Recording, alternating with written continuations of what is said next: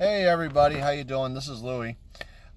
Today we're going to discuss something that I saw on Facebook. Um, what it was an individual was complaining about being arrested while participating in a quote-unquote protest. Now, what he was referring to was President Trump sent in the federal troops to arrest those who were rioting, and he got arrested. I had to respond. I told him, I said, listen, there's a difference between rioting and protesting, and if you got arrested, chances were you were rioting. Now, the thing is, he wanted everybody to put pressure on President Trump to pull back the federal troops. And I can't do that. I can't do that at all. Because if you look up in a dictionary the definitions of protest and the definition of riots, you will find that there's a big, big difference. Protesting is peaceful. You express your opinion. You go home. All right. Sometimes you have to buy a permit. Depends on where you are. I think New York State you got to buy a permit. But the fact is, there's really no rules governing a protest.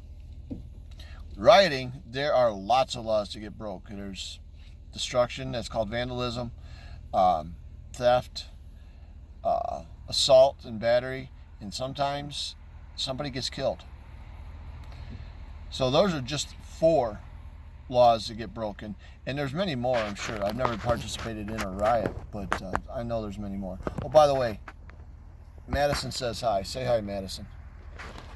Anyways, this guy's sitting there complaining about the fact that he got arrested. He complained about the fact that he was only protesting. And I'm sitting there reading this, and I couldn't believe it. And I told him, I says, listen, if you weren't protesting, if you were protesting, you wouldn't have been arrested. I said, because you were doing more than protesting is why you got arrested and detained and all that.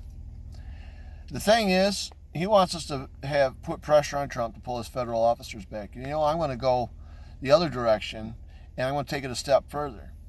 I want President Trump to not only continue going in and breaking up these riots, but I want him to start arresting the governors and the mayors who are allowing these riots, because they're not doing their job, okay?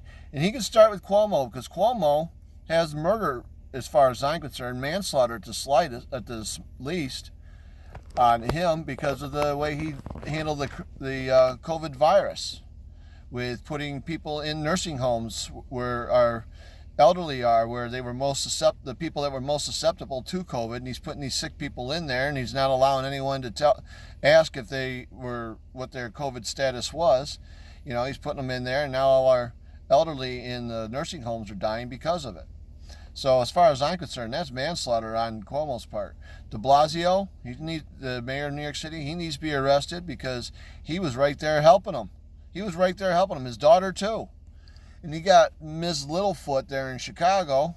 She's not only not doing anything, but she's trying to fight against Trump's federal troops.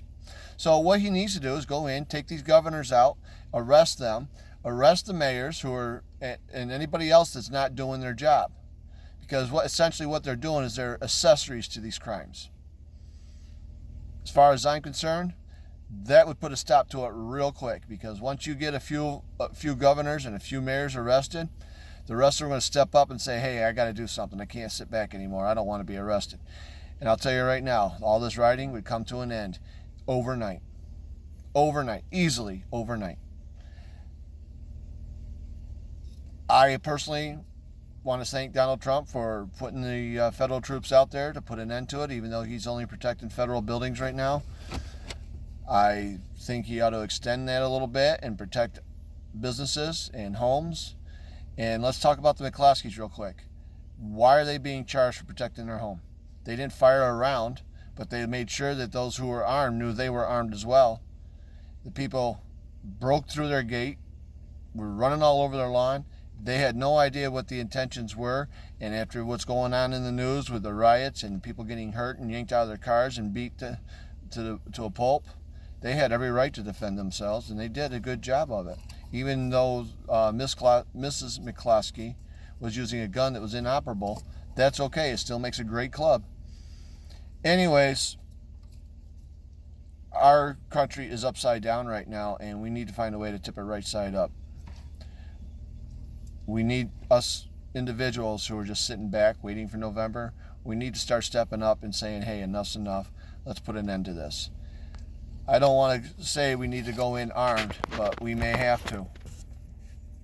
We may have to, and if that comes to that, Lord, forgive our souls for doing what we have to do to make things right. That's enough for now. We'll talk to you later. Bye.